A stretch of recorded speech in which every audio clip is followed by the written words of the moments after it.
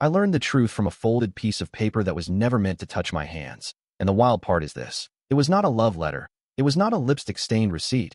It was not a late-night text that popped up at the wrong time. It was a clinical printout with my wife's name on it, and a few cold words that hit harder than any shouting match ever could. And before you think this is going to be a story where I fall apart and beg for scraps, let me save you the trouble. I did not. I stayed calm. I stayed sharp, and I walked out with my dignity so intact you could have used it as a mirror. But I am getting ahead of myself, because the way I got there was a slow build of small, strange moments that felt like someone quietly turning down the lights in our house 1 degree at a time. Until one day I realized I was living with a shadow of the woman I married. And the shadow was scared of me. Not because I ever gave her a reason to be scared, but because guilt has a way of acting. Like a burglar that jumps at its own footsteps. My wife and I had been together 6 years, not 6 months, not some messy whirlwind. 6 real years with shared routines and inside jokes, and that lazy kind of love where you know what the other person will say before they say it. I had a good job, steady, the kind of job that does not make you famous, but does make your bills disappear on time. Decent money for our state. A small house we were proud of, a dog that thought I was a superhero, and a kitchen table that had heard every dream we ever said out loud. So when I tell you the first warning sign was silence, you need to understand how loud our normal life used to be. Not loud like chaos, loud like comfort. Her humming while she made coffee, her teasing me about my socks never matching, her asking me to taste something and pretending she was not watching my face for approval. Then 1 month, maybe 2, she started moving like she was late to a place she did not want to go. She would be in the room, then not. She would answer questions like she was reading from a script, and when I tried to hold her, she would stiffen just a little, like my arm was a question she did not want to answer. At first, I told myself it was stress, work, family, the weather, the usual list of things people blame when they do not want to say the scary word. Change. I tried to be a good husband. I offered help. I offered space. I offered dinner plans. I offered movie nights. I offered the one thing men are told to offer when they have no clue what is wrong. Communication. But communication only works when both people are in the same room emotionally. And she was not. She was in the house. Sure, her shoes were by the door. Her shampoo was in the shower. Her keys were on the hook. But she was somewhere else. And the weirdest part was how careful she became with her phone. Not dramatic like hiding it under a pillow. More like she held it the way someone holds a secret. Screen angled away, sudden. Brightness turned down. Little smiles that vanished when I walked in. And I do not mean happy smiles either. I mean that tight smile people wear when they are trying not to be caught enjoying something they know they should not be enjoying. I asked her one night, gently, because I am not the guy who starts accusations like fireworks. I said, "You have been distant. Are we okay?" And she laughed, but it was not her real laugh. It was a quick sound like a door shutting. She said, "I am fine, just tired." And she said it with this new habit of looking just past my shoulder, like my eyes were too heavy to carry. The next morning she was up earlier than usual. She left without coffee, which is basically a crime in our house. And when I texted to ask if she was okay, she took an hour to reply with 2 words, "All good." 2 words that felt like a wall. I started noticing little practical changes. She suddenly cared about her schedule down to the minute. She started going to the grocery store alone, which she never did because she liked turning errands into mini dates. She did more laundry. But somehow my shirts ended up folded with this intense neatness, like she was trying to organize the evidence of her life. And then there was the new anxiety. It sat on her like a jacket she could not take off. She would jump at sounds. She would check the door lock twice. She would ask me if I had plans for the weekend in a way that sounded like she was checking a calendar for a storm. I tried again. I said, "Talk to me, whatever it is. We can handle it." And she did not snap or cry. She just went quiet. And that quiet was worse because it felt calculated, like she had practiced it. Then came the day that changed everything. And it was so ordinary, I almost missed it. I was looking for a tape measure in our bedroom because I wanted to fix a cabinet door that had been hanging crooked for months. I know. Thrilling. I opened the drawer where we keep random paperwork, old warranties, receipts, instruction manuals for appliances we no longer own, the drawer of forgotten promises, and there it was, a folded paper tucked under a stack of insurance forms, my wife's handwriting on the outside, just her name and a date, no heart doodles, no cute notes, just a date like a deadline. I stared at it for a second, and I had this instinct that I should not open it, not because I was scared of what it was, but because I knew whatever was inside was going to change the temperature of my whole life. And I am not dramatic. I am practical, but even practical men get a chill when the universe clears its throat. I told myself it was probably a reminder, a lab result, something boring, and I unfolded it. And I saw the words I did not expect to see in my own bedroom, in my own drawer, in the life I thought I understood. It was a doctor's note and test results, medical language, clinical, impersonal, but the meaning was personal enough to stop my breathing. It referenced an infection. It referenced treatment. It referenced follow-up testing. And right there was the sentence that made my hands go cold. It mentioned safe practices and notifying partners. Partners, plural, or at least implied. And in that moment, every small strange thing snapped into place like magnets finding their match. Her distance was not tiredness. It was fear. Her schedule was not busyness. It was management. Her anxiety was not stress. It was panic. And I stood in our bedroom holding that paper while my brain did something I did not know brains could do. It went silent and loud at the same time. Silent because I stopped making excuses. Loud because the truth finally had room to speak. I did not scream. I did not throw anything. I did not run around the house like a detective in a movie. I just sat on the edge of the bed and stared at the wall. And I felt something settle in me. Not rage, not heartbreak yet. More like clarity. The kind of clarity that shows up when the last lie collapses. I looked at the date again. Recent, close enough that her behavior suddenly had a timeline. I looked at the paper again, and I realized she had hidden it poorly. Or maybe she had hidden it perfectly. Because sometimes people want to be found out without having to confess. And I wish I could tell you I immediately knew what to do next. But the truth is I did the most unromantic thing imaginable. I started thinking like a man who needs facts before feelings. I folded the paper back up, placed it exactly where it had been, and I walked into the bathroom and looked at myself in the mirror. And I said out loud, okay, now we move smart. Because if there is one thing betrayal hates, it is a calm person with a plan. And that was the moment I decided I was going to check myself first, not because I trusted her, but because I trusted reality, and reality needed confirmation. And while I was staring at my own face, I heard the front door open. I heard her steps, light and quick, like she was trying to float above consequences.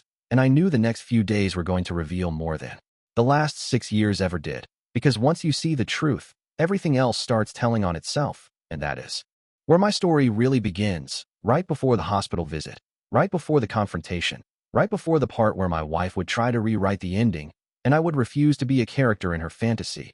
And if you think finding that paper was the worst moment, trust me, it was only the trailer. The full movie was about to start. I did not confront her that day, and that decision probably saved me from saying things I could not take back. Instead, I put on my calm like a jacket and wore it well.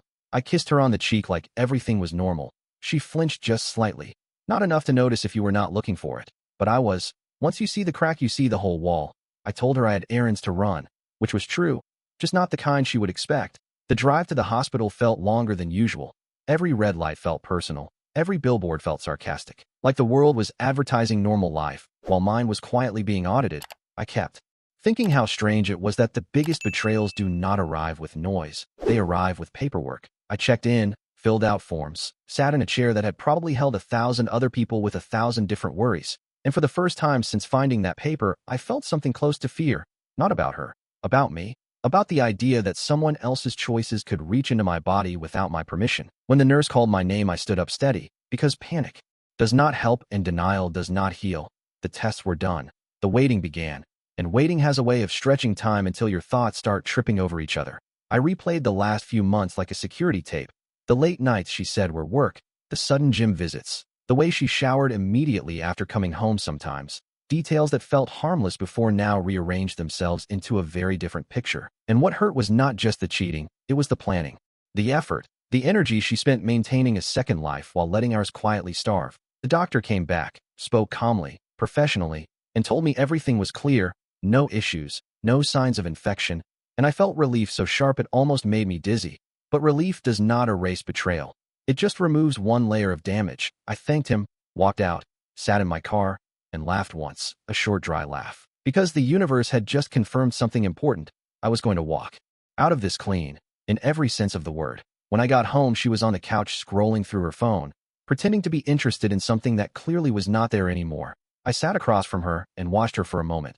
The way she tucked her feet under herself, the way she avoided my eyes, and I realized she already knew I knew. Maybe not the details, but the energy had shifted.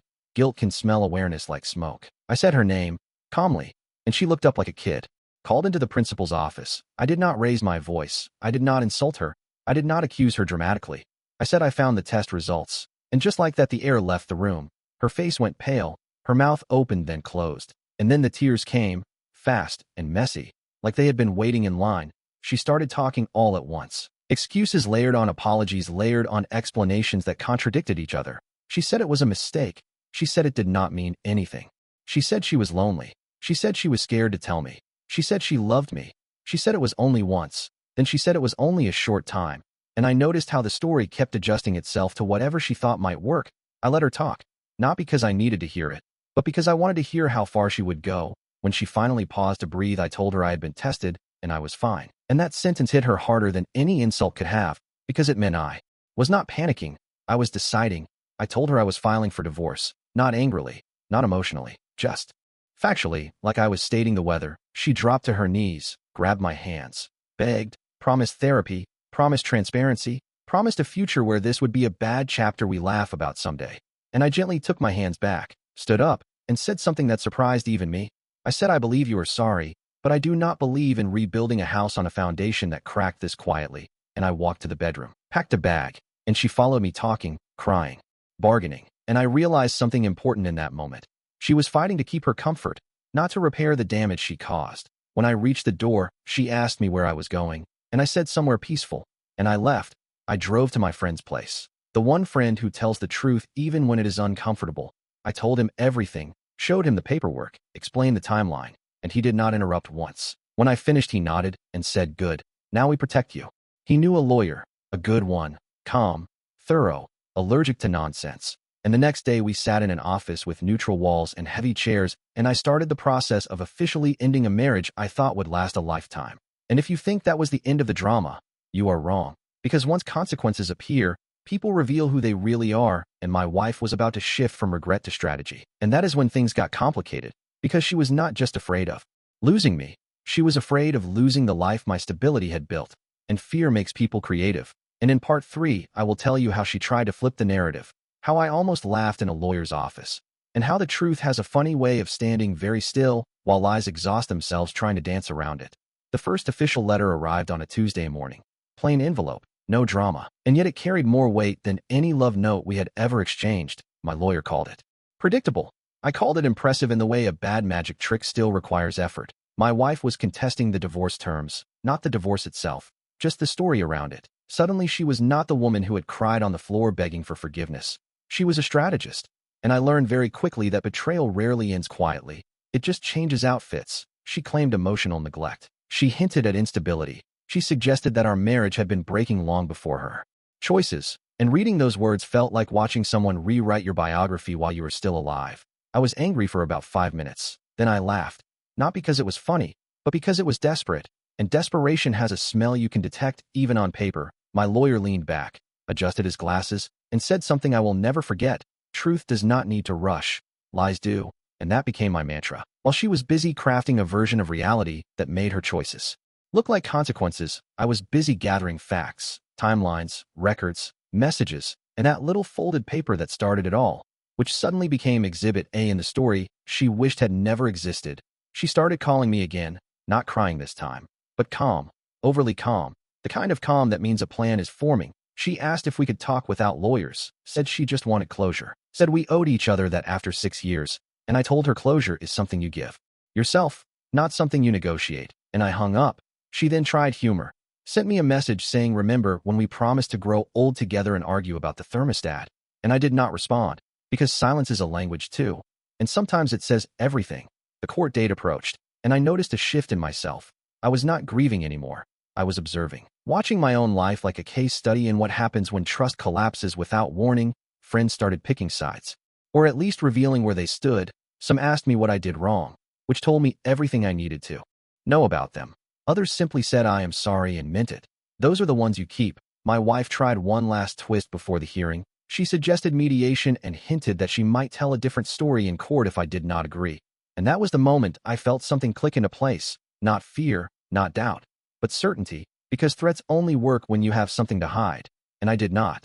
The day of court arrived. Fluorescent lights, stiff chairs, the quiet hum of other people's conflicts filling the room. She sat across from me looking smaller somehow, not physically, but emotionally, like the weight of her own actions had finally caught up. When her lawyer spoke, the narrative was polished, rehearsed, almost convincing if you ignored the evidence. When my lawyer spoke, he did not raise his voice, he did not dramatize. He simply placed facts on the table like puzzle pieces and let the picture form on its own. Timelines, medical records, messages, contradictions, and that folded paper that had started everything. The judge listened, asked a few questions, and then did something beautiful in its simplicity. He ruled, cleanly, clearly, in my favor. The terms were fair, the outcome was decisive. And just like that, the story my wife tried to write collapsed under its own weight. She looked at me as we stood to leave, searching for something.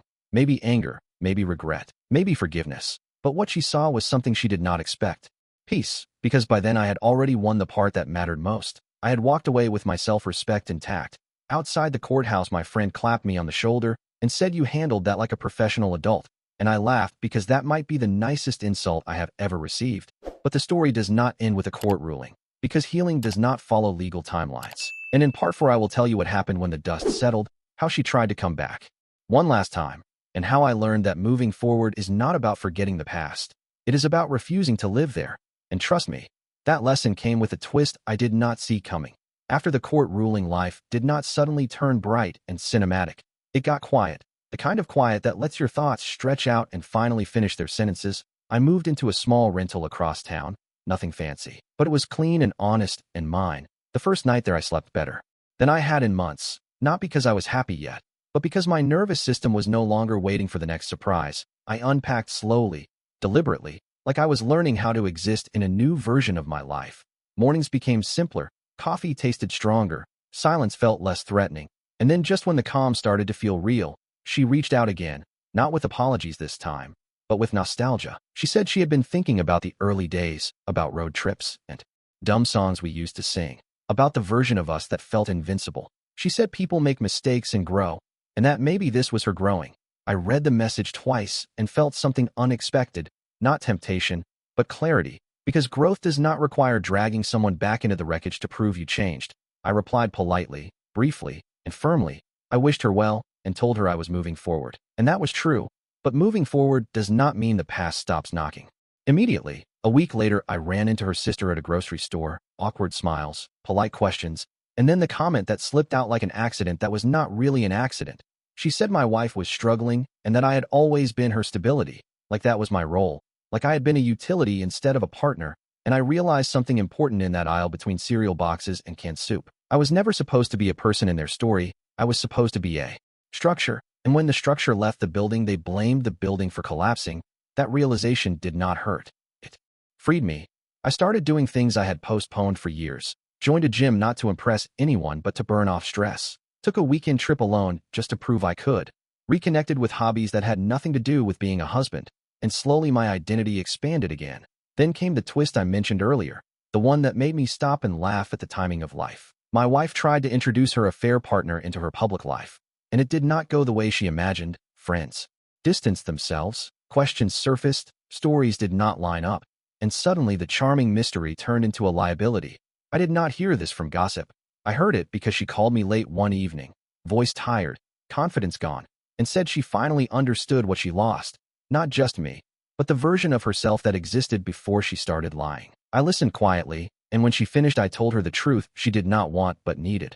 I said I forgave her not for her sake but for mine, and that forgiveness did not come with access. And that was the last meaningful conversation we ever had. After that, something shifted permanently. The story stopped being about what she did and became about what I learned.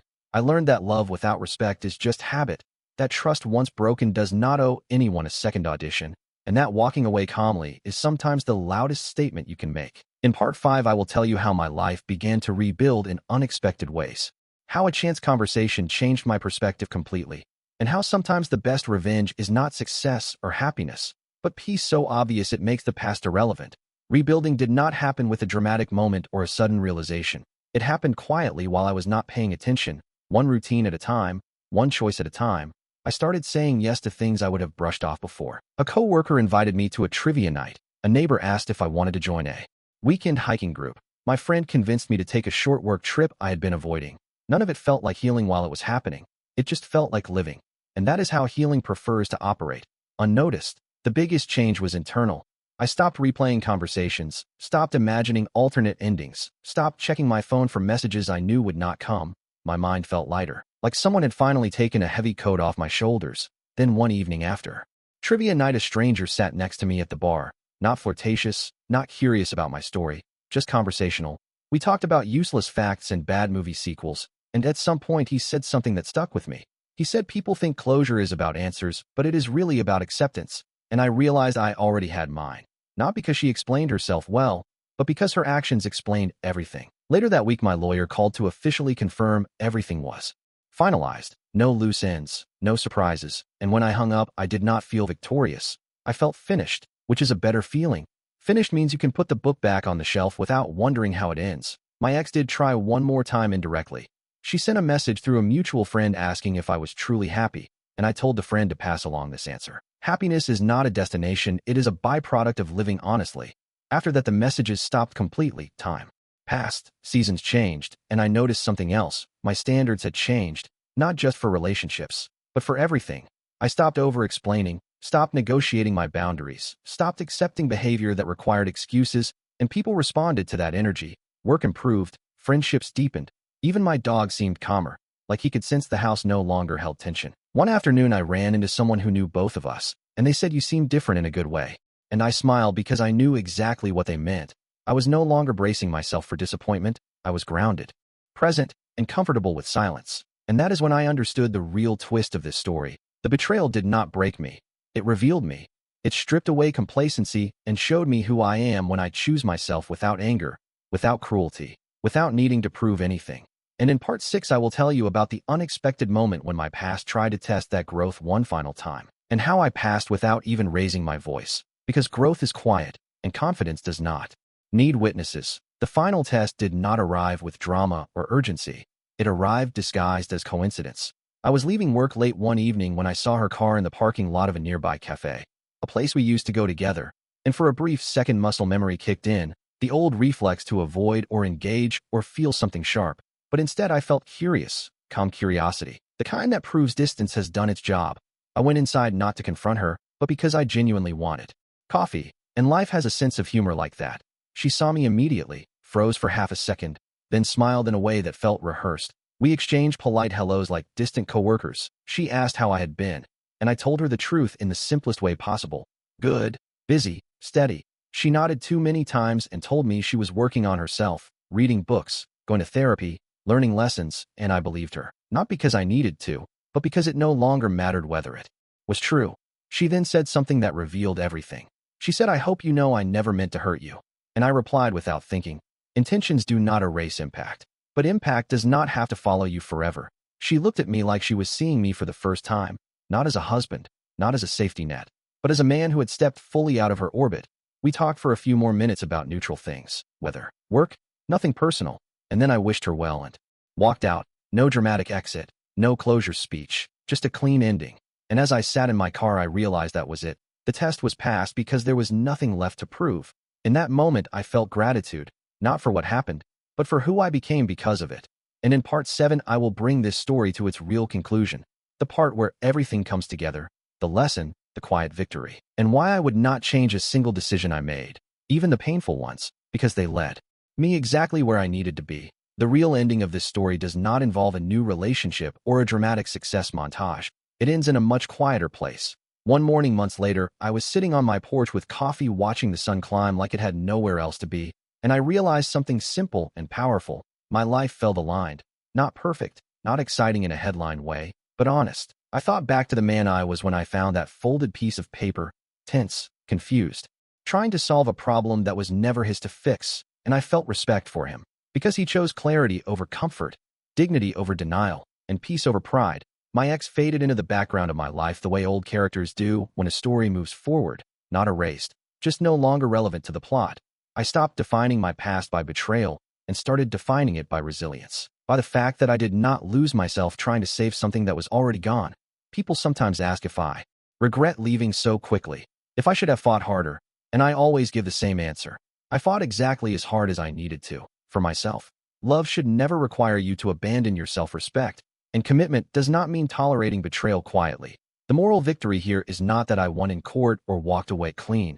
It is that I learned how to listen to reality without arguing with it, how to leave without burning bridges or myself, how to rebuild without bitterness, and how to forgive without reopening doors. This story is not about what she did wrong. It is about what I did right when it mattered most. I trusted my instincts. I gathered facts. I stayed calm. I chose my future deliberately, and I moved forward with my head held high. If you are listening to this and standing at the edge of a truth you do not want to face, hear this clearly. Clarity is kinder than confusion, peace is louder than revenge, and walking away with dignity is not losing. It is winning in the only way that lasts. And that is where my story ends. Not with anger, not with regret, but with quiet confidence. The kind that stays with you long after the noise fades.